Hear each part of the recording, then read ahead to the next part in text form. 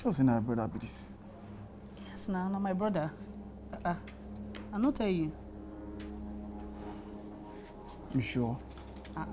Maybe you don't trust me, eh? And that my stupid brother when they always bother me for money with that. Yes. Ogbeni, they call you.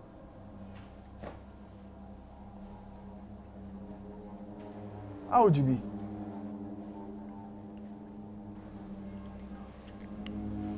You know they talk. How many years? 25 years. 25 years? Baby, I really miss you. Eh? Osaze, go fry fish for kitchen. Osaze? Since when you become Benin girl? My mama married Benin man.